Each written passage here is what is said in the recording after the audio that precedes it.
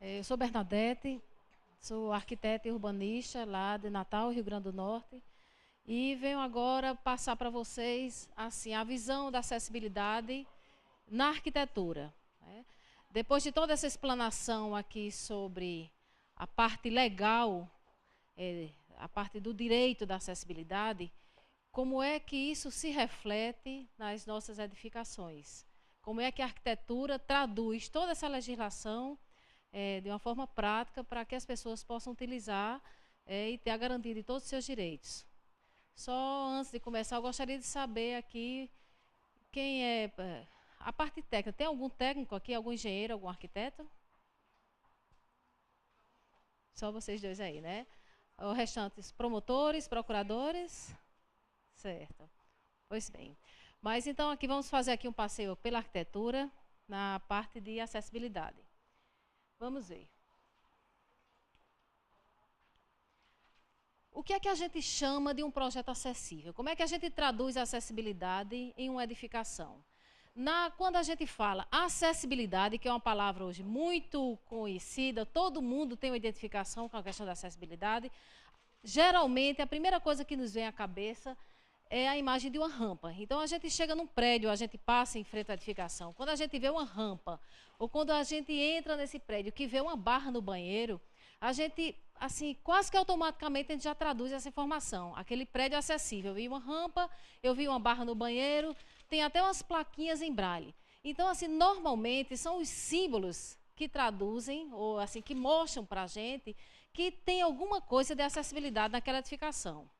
Porém, a gente precisa, assim, ter cuidado, porque a acessibilidade na edificação, ela é muito mais profunda e exige muito mais, vai muito mais além de que, assim, essas figuras emblemáticas, né, que representam aquela placa, aquela vaga demarcada ou um piso tátil, né?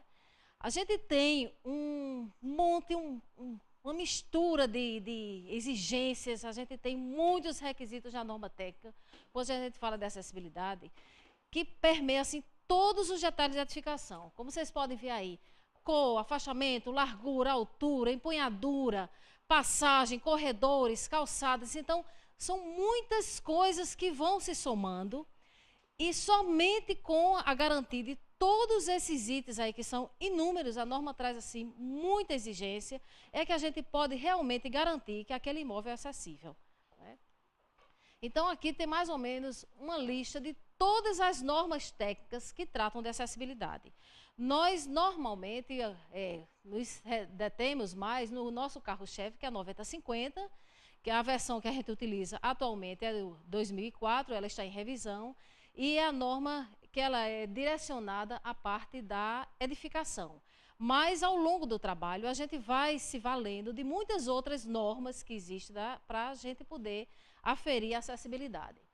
Então, a acessibilidade, ela tem que ser integrada ao projeto de uma forma muito natural. Na hora que o arquiteto, que o engenheiro começa a tratar de um projeto, precisa nascer, junto com a ideia do projeto, a acessibilidade. Porque ela vai se entranhando na concepção e, ao final, a gente consegue uma edificação harmoniosa e muito confortável.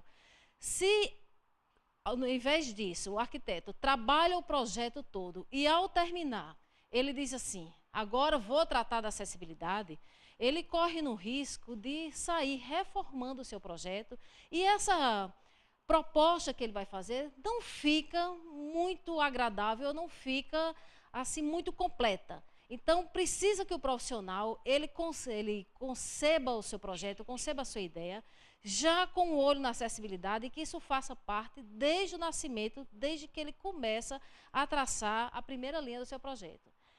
E a acessibilidade, a gente gosta muito de bater nisso aí, ela é intimamente ligada, é o conceito intimamente ligado à qualidade do projeto. Quanto mais o arquiteto, o engenheiro, se dedicar a uma solução boa em acessibilidade, melhor ele vai, assim, conferir todos os direitos às pessoas. Então, é preciso, assim, a gente ter muito cuidado ao tratar do projeto, não se preocupar apenas com o atendimento à legislação. A gente precisa dar um passo mais além e saber e fazer análise se aquela solução proposta, ela vai realmente dar conforto. Às vezes a gente pega um projeto para analisar com um colega, para discutir, e a gente vê, o projeto atende. Se você for olhar a legislação, ela atende ali a rampa está com a inclinação correta, as larguras, tudo certo. Mas se ele não tiver aquele olhar, aquela dedicação a mais para conferir, para aferir a qualidade dessa proposta, algumas situações que, embora atenda à legislação, elas podem não ser muito confortáveis, entendeu? Ela pode dar autonomia, ela pode dar a segurança à pessoa, que é o que a gente precisa da acessibilidade, mas talvez ela não seja muito confortável se ele tiver a preocupação apenas no atendimento legal daquela situação. Então, acessibilidade. Esse é o conceito de acessibilidade que a gente usa, que todo mundo conhece, possibilidade e condição de uso com segurança e autonomia das edificações, espaços mobiliários, vias públicas e serviços. Segurança e autonomia. Essas são duas situações que a gente não pode esquecer e que a gente só pode realmente aferir se o projeto é acessível se a solução apresentada tiver condição de proporcionar ao usuário segurança e autonomia. E a gente usa muito dessas duas palavras para, na hora que a gente está fazendo análise, por vezes a gente fica na dúvida, será que a minha solução realmente ela está acessível? A gente faz uma análise com base na segurança e autonomia daquela solução. Então, somente desta forma a gente pode garantir que nossa edificação está acessível. Então, a gente tem as leis e a gente tem as normas técnicas. As leis determinam o que deve ser acessível. E a norma técnica diz como a gente fazer acessível. Por exemplo, numa edificação, no estacionamento, a lei diz 2% das vagas tem que ser destinadas às pessoas com deficiência. Então, a gente já sabe que aquele percentual, se a gente tem ali tantas vagas, X vagas, 2% daquelas vagas é acessível. Como é uma vaga acessível? Então, a gente vai na norma técnica e olha, a vaga acessível é dessa forma. Tanto por tanto, tem que estar localizada nesse local, tem uma sinalização. Então, a gente sempre trabalha com essa casadinha. Olha a legislação para saber o que a gente precisa fazer, o que a gente deve fazer, e olha na norma técnica como fazer, como executar. E somente assim a gente vai conseguir esses espaços acessíveis. Então, se a gente já tem tanta legislação, a gente já tem tanta lei, tanta coisa, tanta norma técnica, o que é que a gente precisa fazer para que realmente a acessibilidade aconteça? Para que isso funcione? O que é que está faltando e qual é o papel do Ministério Público dentro disso tudo? A gente precisa tirar o não que existe nas nossas edificações. Esse não, a gente diz que ele existe na fachada de um prédio quando a gente não prepara aquela edificação para todo mundo poder usufruir dela. Qualquer cidadão tem direito a ir naquela instituição à procura do seu direito, certo? Então, esse não, ele está pintado ali, em letras enormes, quando você chega e tem um degrau que você não pode utilizar. Ou que você colocou uma rampa e aquela inclinação ela não é adequada. Ou se você colocou a rampa, mas o corrimão está errado.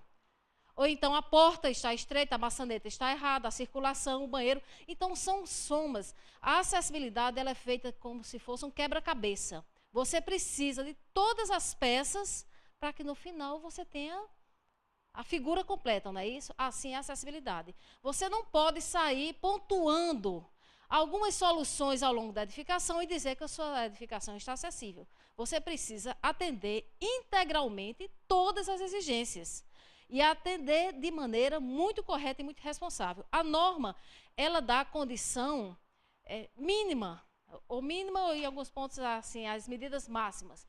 Por exemplo, a rampa tem que ter uma inclinação máxima de 8,83. Então, quando às vezes o arquiteto chega com um projeto e diz assim, olha, está quase, minha rampa chegou quase, ela está com 9. É tão pequena a diferença, mas a norma já está 8,33 como sendo o limite máximo. Então, a gente tem que se preparar para trabalhar com menos, para se tiver algum problema no projeto, a gente chegar no máximo. Não a gente sair abrindo exceções, que a gente não tem esse poder, de dizer, tá bom, está tão pouquinho, 9%. Aí o outro colega passou, está com 9,2%. E assim, a gente começar a burlar as exigências que a norma exige da acessibilidade, certo? Então, as desculpas são muitas. A gente escuta muita justificativa para não fazer da maneira correta, né? Não precisa disso tudo. Aqui não tem ninguém com deficiência, nunca veio ninguém.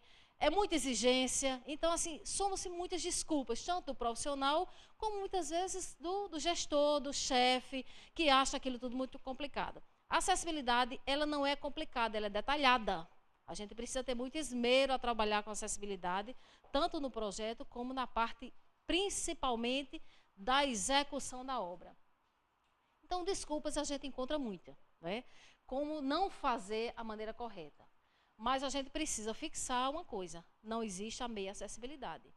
Não existe mais ou menos a acessibilidade acessível.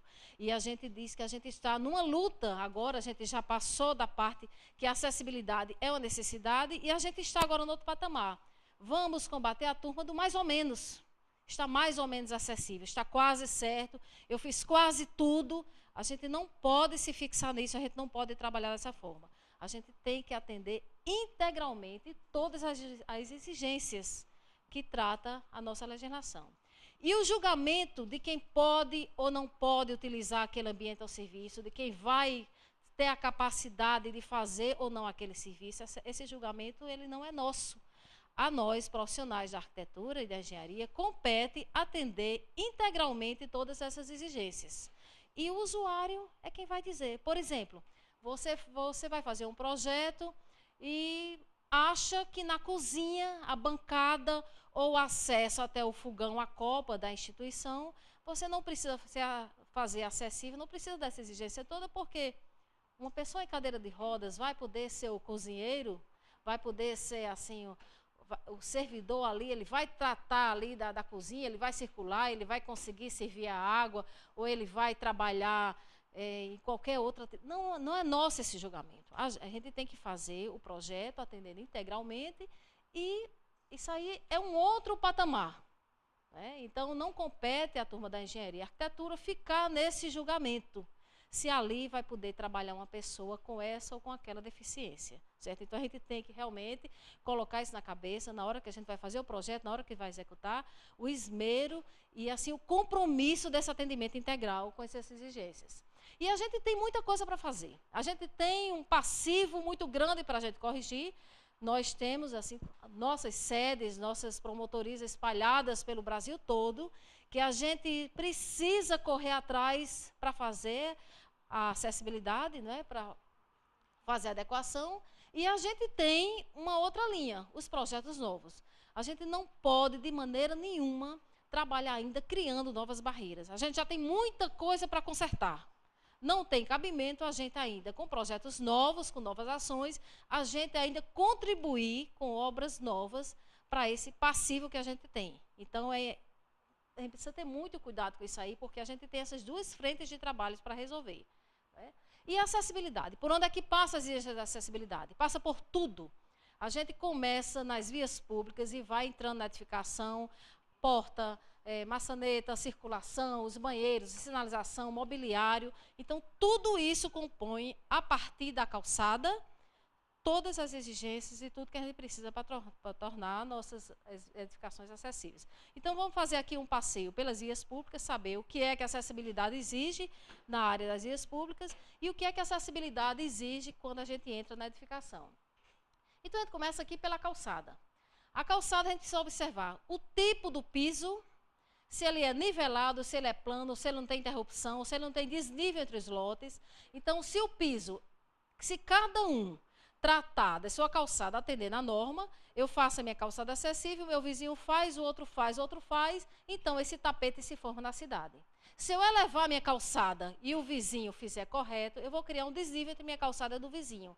E começam as acomodações. Uma rampinha, aí faz uma rampa para poder encontrar o nível de uma, de outra. Eu vou mudar o piso da minha calçada, coloco o piso novo em cima do existente, eu crio um degrau, eu aumento o nível da minha calçada e os reflexos das coisas erradas começam a acontecer. Precisa ter cuidado com o assentamento. Alguns pisos são considerados bons para acessibilidade, como esse piso intertravado, mas se ele não for bem assentado, se ele for colocado uma peça longe da outra, eu vou ter um piso trepidante, né?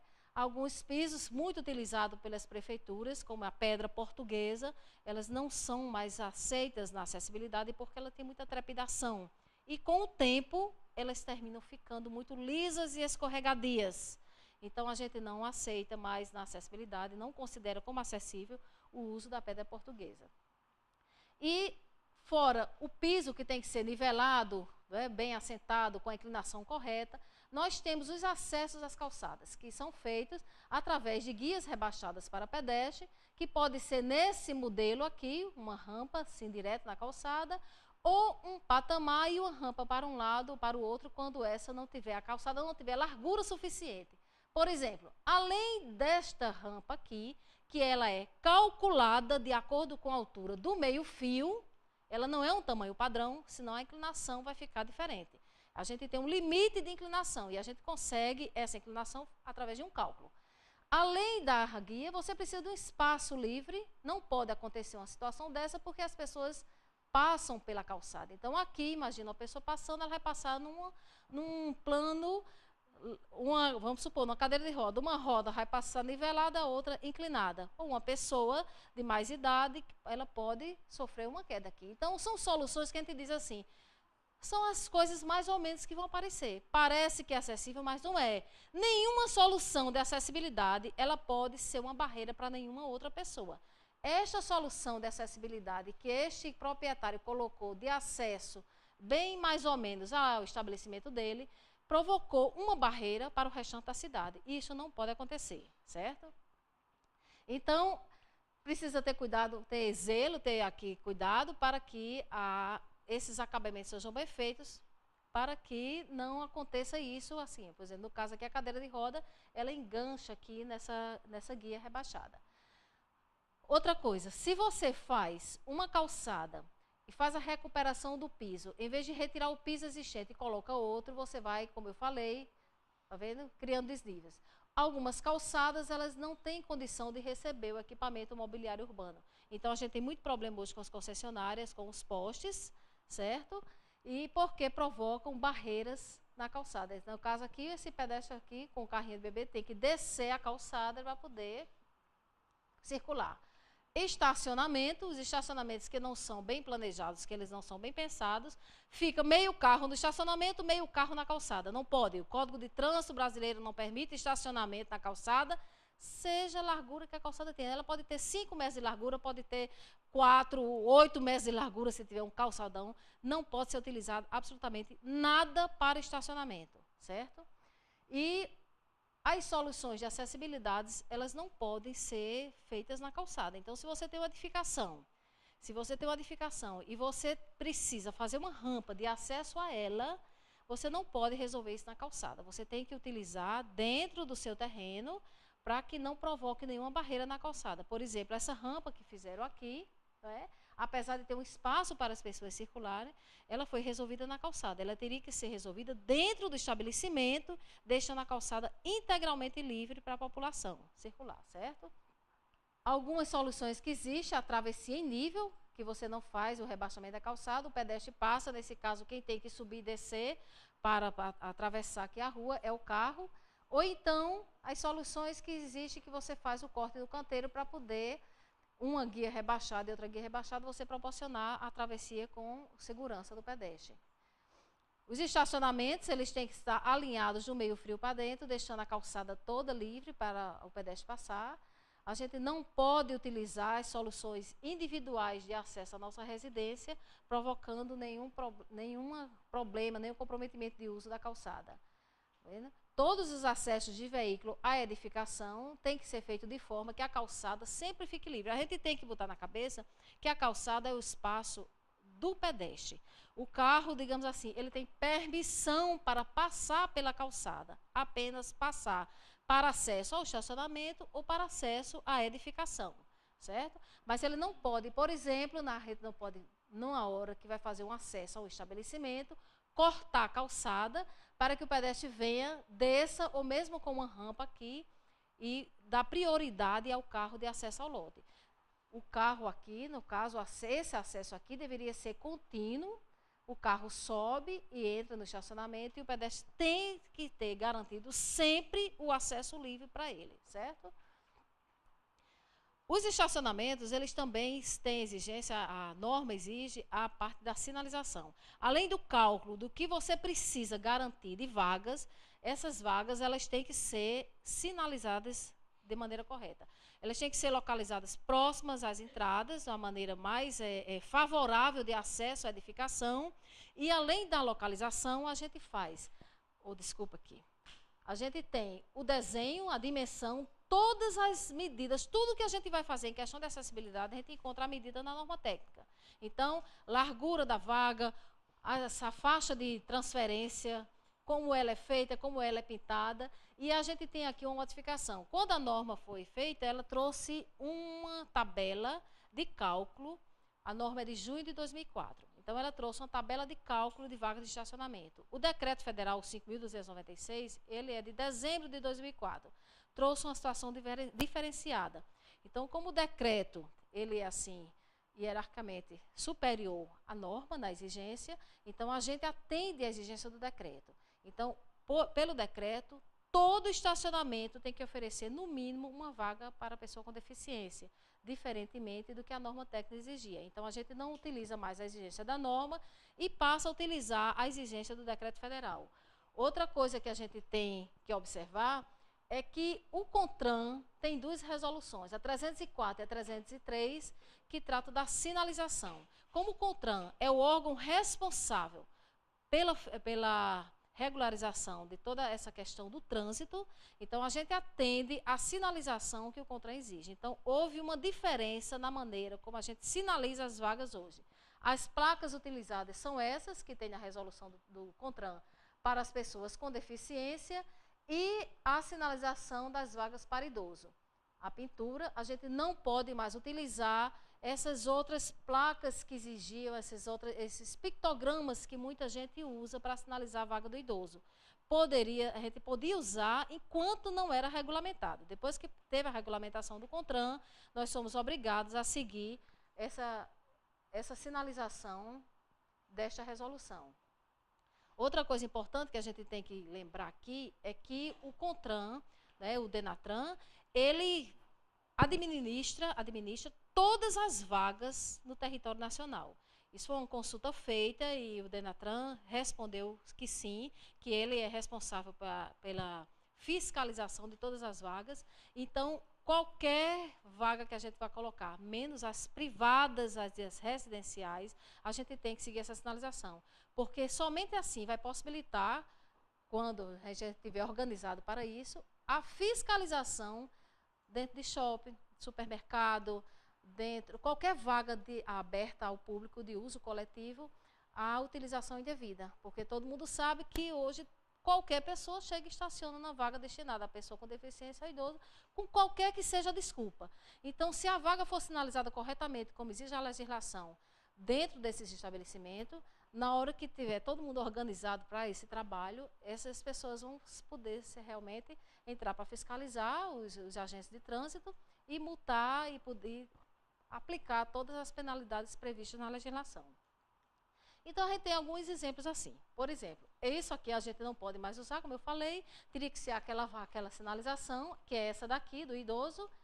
Esta aqui é uma vaga correta, como a norma, como o CONTRAN exige. Inclusive, houve até uma mudança na cor, que era amarela, agora passou a ser branca. E uma diferença no tamanho do pictograma.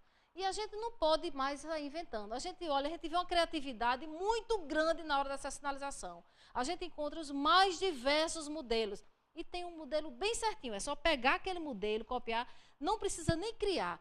Pega aquele modelo, copia exatamente igual e sinaliza a vaga. Fácil, não é? Mas não é.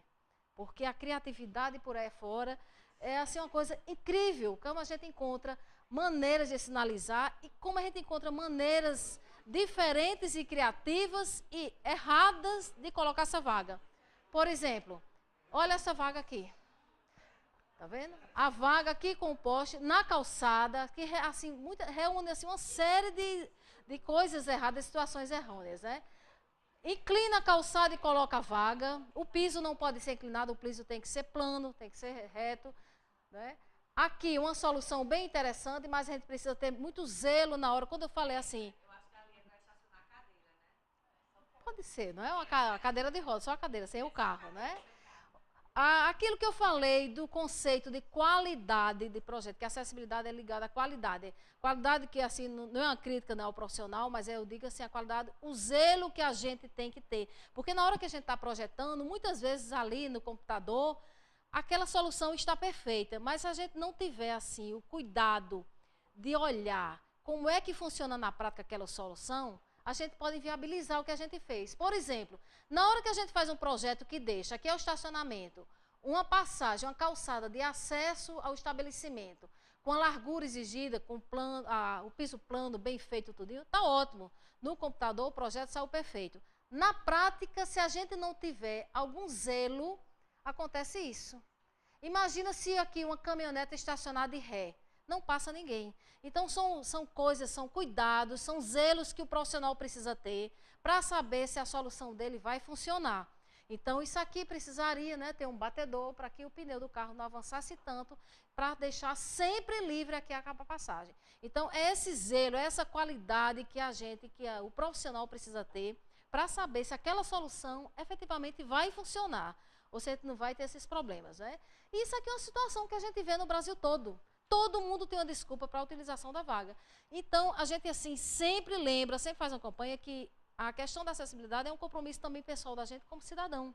A gente se render àquela vaga chamativa em cima da calçada que o estabelecimento coloca de uma forma errada, coloca ali, sinaliza as vagas tudo em cima da calçada e a gente cede aquele apelo, porque é muito prático, você vai descer rapidinho numa farmácia, estaciona rapidinho em cima da calçada e rapidinho a gente coloca um impedimento, a gente vai fazendo uma barreira e isso é uma questão de educação. Quanto mais a gente se preocupar em disseminar essas ideias e passar para um colega, para outro, a gente vai conquistando pessoas para acabar com algumas práticas erradas que normalmente a gente cede a esses encantos, né? Então, a parte de vegetação é outra coisa que a norma trata, a gente tem que ter cuidado. Nem toda árvore serve para colocar na via pública e nem toda calçada comporta uma árvore.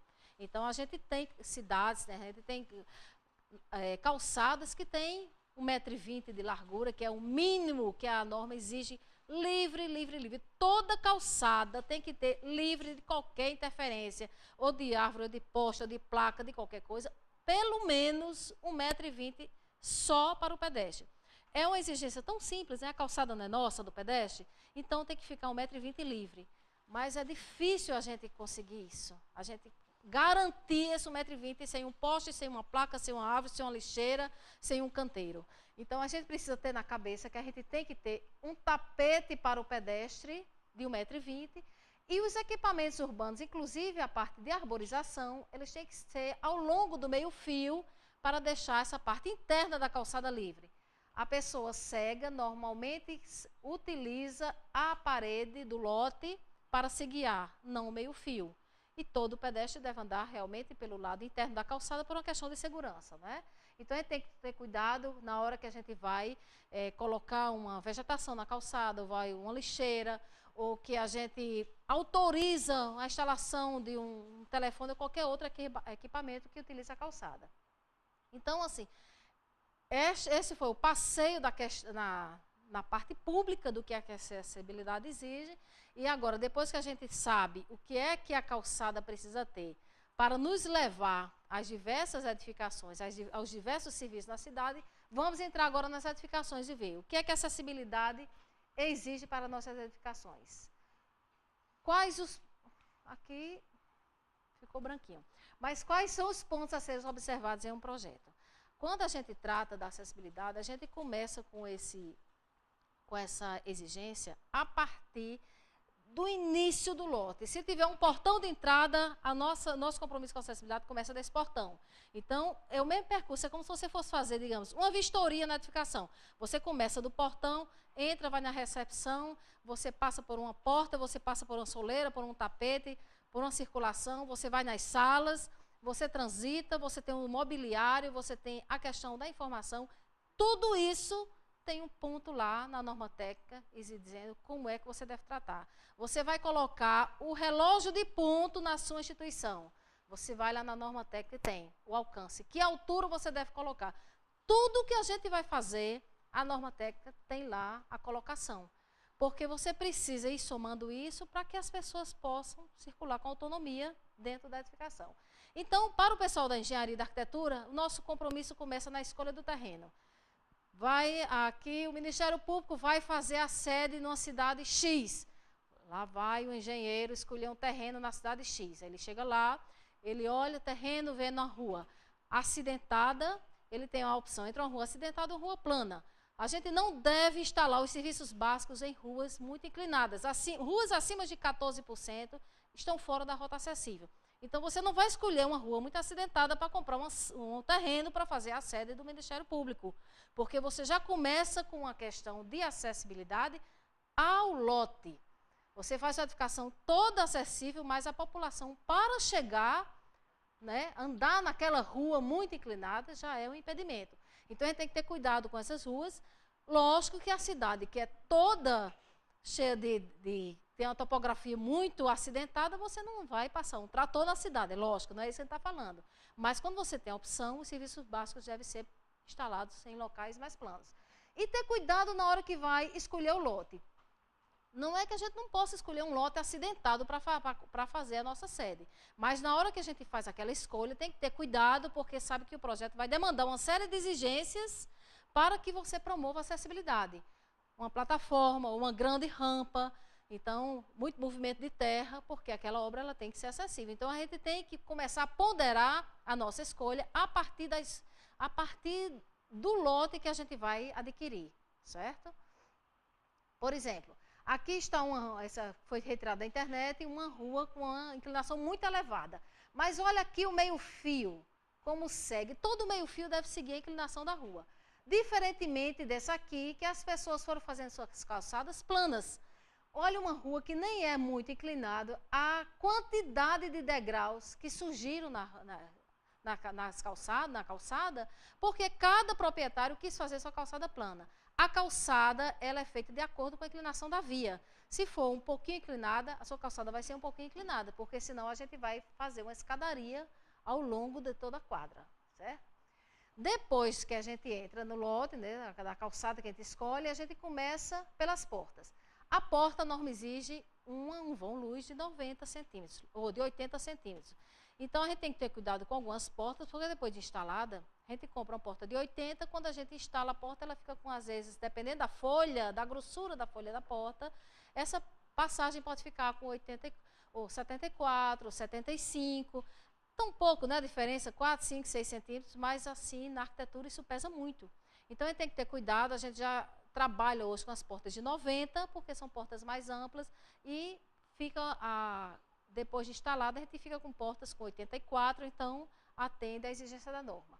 As maçanetas, que elas têm que ser tipo alavanca, porque se a pessoa tiver algum problema de empunhadura, pode abrir a porta sem muito problema. Abre com o braço, abre com o cotovelo, não precisa realmente você pegar aquelas alavancas de bola, elas não são utilizadas na acessibilidade, né? Se for porta dupla, pelo menos uma das folhas deve ter a largura mínima de 80 centímetros. Não vale dizer, abre as duas folhas. Essa porta sempre está fechada lá embaixo com ferrolhinho, ou lá em cima, e a pessoa, para entrar, se a cadeira não passar, vai ter que alguém vir abrir aquela outra folha para passar. Aí a gente volta lá para a definição de acessibilidade, autonomia e segurança. Então, não pode. Então, mesmo nas portas duplas, né? As soleiras, a altura máxima permitida é 1,5 cm, tão pouco, não é? 1,5 cm, mesmo assim, essas soleiras têm que ser chanfradas, senão ali a cadeira de roda, aquela rodinha da frente, ela bate e a pessoa não consegue subir. Algumas pessoas têm mais mobilidade do que outras, mesmo dentro da sua deficiência. Então, às vezes, um empina a cadeira com facilidade e outros não conseguem sequer fazer um movimento ali para empinar um pouquinho. Então, por isso que a norma não permite que essa soleira seja maior do que 1 centímetro, e mesmo assim ela tem que ser chanfrada, né? Não pode ser essa aresta viva aqui. Circulação.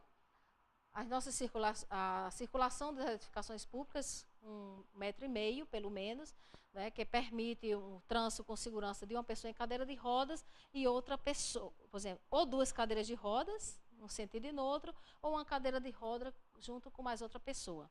Então, 1,5 m é a circulação mínima exigida para as edificações públicas. E além da circulação com 1,5 m, a gente tem que ter cuidado o que é que a gente vai colocar nessa circulação, para a gente não colocar algumas armadilhas. Coloca a circulação larga, mas coloca, às vezes, uma sala de espera, coloca uma caixa de ar-condicionado, como a gente tem aqui nessa escola, algumas circulações que são mais abertas, assim, ter cuidado com as grelhas. As grelhas, a norma também traz a largura entre as barrinhas de ferro, a maneira, o sentido que você deve colocar, para que a roda da cadeira não enganche aqui, né? E a utilização. Não é recomendado, não é permitido em rota acessível o uso de tapete. Se for colocar tapete, tem que ser aquele recorte no piso, para que o tapete fique nivelado, o capacho, no caso, fique nivelado com o piso e não provoque nenhum problema ou risco de queda, né? Exatamente, sem falar isso, é o que o material não prende a roda, muito bem colocado, né? Depois, a circulação, aí vamos à circulação vertical. A circulação vertical a gente tem rampa, escada, elevador e plataforma. A escada, diferente do que muitas pessoas pensam, a escada ela compõe sim a rota acessível. Sempre que possível, a gente tem que oferecer, a gente deve oferecer no projeto a possibilidade de acesso através da rampa e da escada. Algumas pessoas se sentem mais confortáveis utilizando a escada. Por exemplo, as pessoas que usam muleta.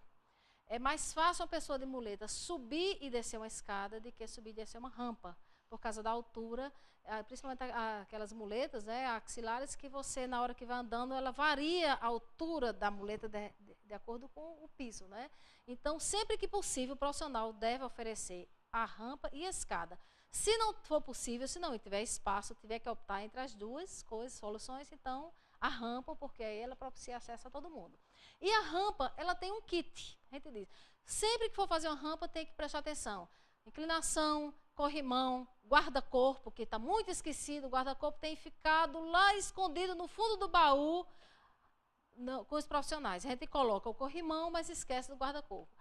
E a maneira como coloca. Olha algumas soluções que a gente vê aqui, tá vendo? Essa rampa aqui foi colocada nessa escola porque tem um aluno com deficiência, tem um aluno com cadeira de rodas. Mas olha a solução assim, bem mais ou menos, uma rampa super inclinada e o acesso dela pela via carroçável, tá vendo? Já sai aqui diretamente onde o carro está transitando.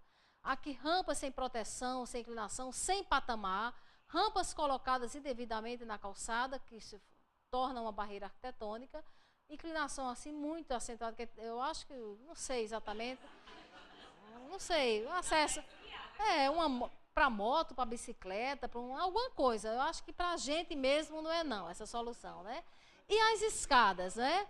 Na escada a gente calcula a altura do degrau, largura do degrau, aqui a profundidade, a largura da escada, corrimão dos dois lados. Isso aqui é uma escada de acesso a uma academia, vocês podem não ter percebido, olha, mas isso aqui é uma academia. E o acesso à academia é essa escada. A gente fiscaliza. Quando eu disse assim, a gente não pode julgar quem é que vai utilizar um ou outro equipamento. Por exemplo, academia de ginástica, de musculação. A gente fez um trabalho muito grande em academia de musculação. Aí muita gente chega, mas como é que uma pessoa com deficiência vai para a academia? Não sei quanto ele vai usar. A minha obrigação como profissional é fazer a academia acessível.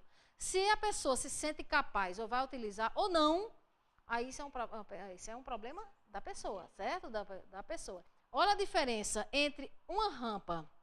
A diferença entre uma rampa desta forma e uma rampa desta forma. É a mesma finalidade, é acesso. A diferença, tem um patamar, tem a largura, tem a sinalização, tem um guarda-corpo, tem um corrimão, obrigatoriamente em 2 alturas e dos 2 lados.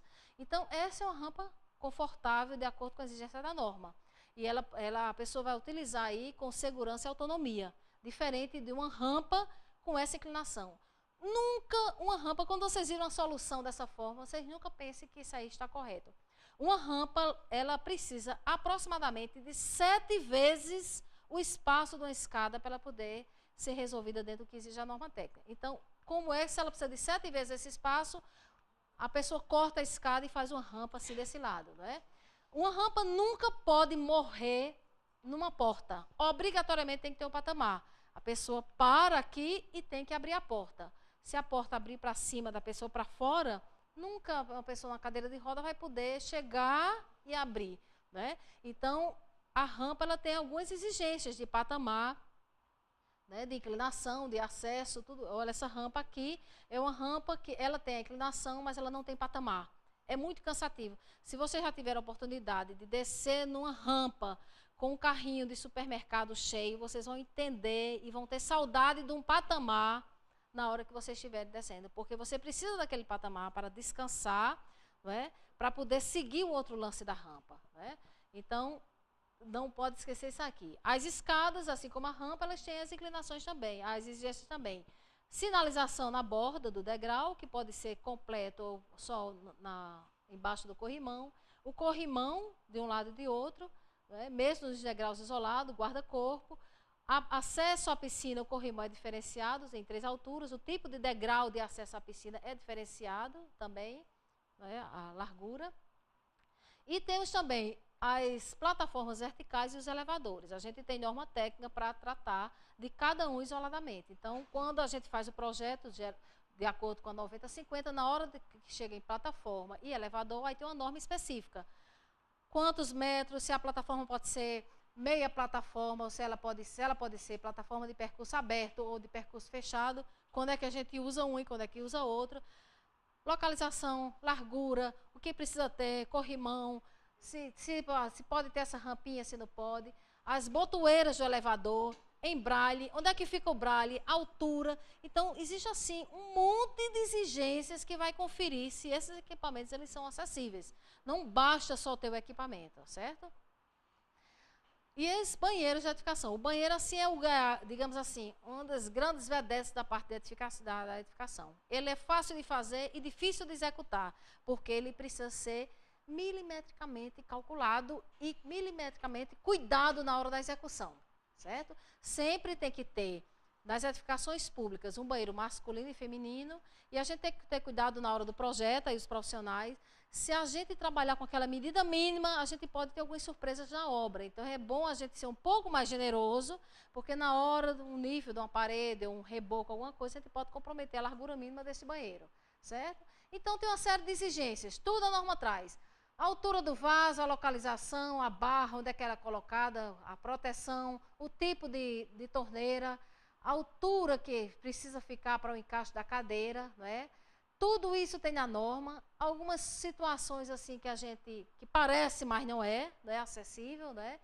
Esse tipo de vaso que a gente não deve ser utilizado, ele é muito desconfortável para utilizar, né, no banheiro acessível. São vasos que utiliza normalmente em residência, que é para o cuidador fazer asepsia da pessoa que não tem a mobilidade, né? E ele é muito ruim para a pessoa em cadeira de rodas, né?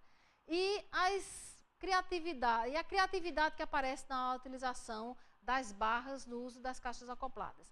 A gente não utiliza caixa acoplada nos banheiros acessíveis, não é porque a norma permite, mas a gente não tem no mercado nenhum modelo de caixa que atenda. Olha, esse modelo aqui é um modelo importado, as nossas caixas no mercado são grandes, são altas. Na hora que você vai atender as exigências da norma, essa barra fica muito alta, por isso que a gente não usa caixa acoplada nos banheiros acessíveis, né? Outra coisa, né, os box que não são acessíveis, eles devem ter uma dimensão tal que permita a pessoa em pé, sem ter conflito com o giro da porta. Os mictórios têm que ter barras, né, pelo menos um mictório, barras acessível, o acesso em frente que permita a pessoa em cadeira de rodas se aproximar, diferente de uma situação dessa, né? Nem tem barra, nem permite aproximação. São... aliás, permite muita aproximação, né? E existe a maneira correta de utilizar. O box do chuveiro, né, tem as exigências também de barra, de banco, de dimensão. Então, tudo que vocês forem fazer em questão de acessibilidade, a norma técnica traz uma medida, uma exigência para a gente pesquisar.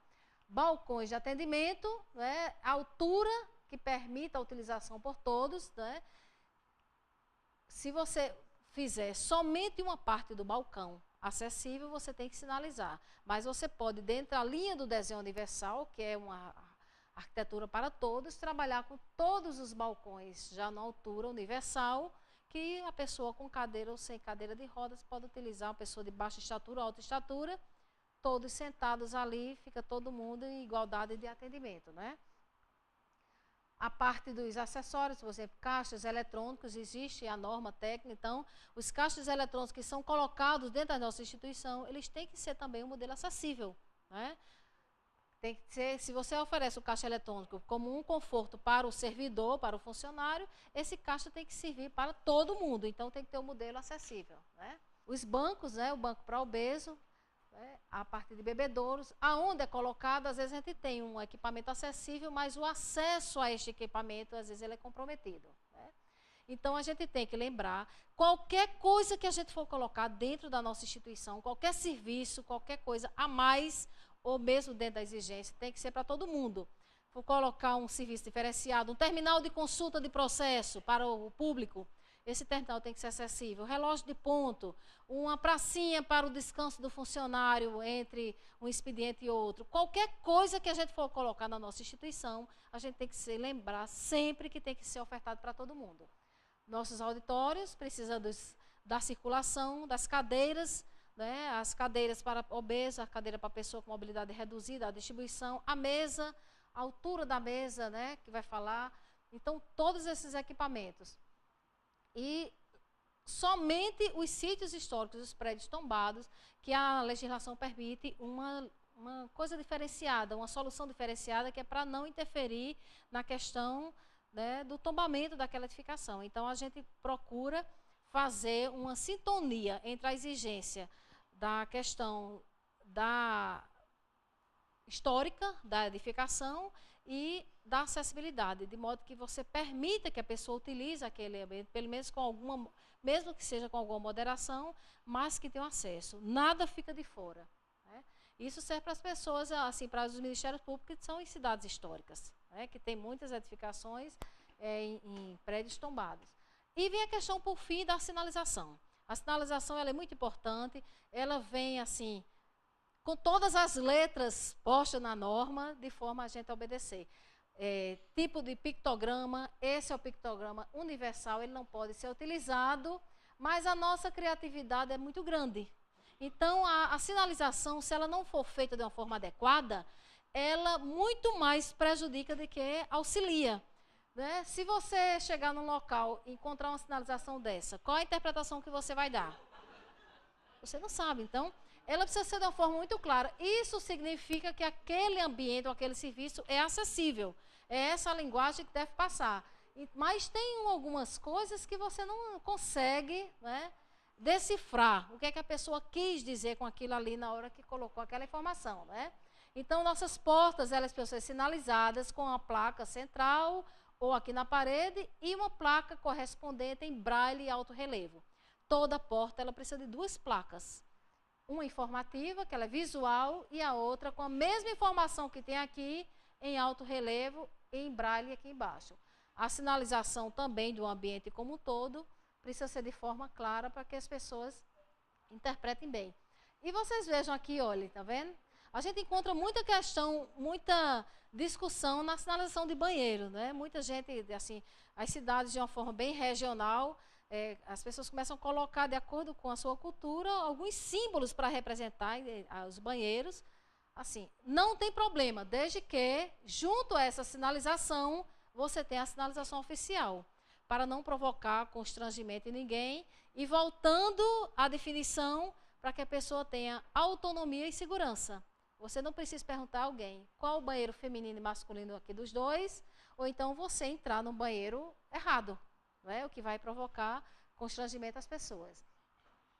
A sinalização tátil, que é uma sinalização assim, muito delicada de você utilizar, existem as normas como você aplicar esse piso, a maneira como você junta o piso direcional, que é um piso de condução, com esse piso tátil de alerta, né? Existe a forma correta, a norma traz, as cores que você deve utilizar e como você deve aplicar para que você não leve a pessoa a girar ou a utilizar o ambiente de forma errônea, né? A pessoa cega, ela cega aquele piso que você colocou no chão, se ele não for bem aplicado, você vai levar a pessoa a um percurso desnecessário, né, ou sem utilização adequada.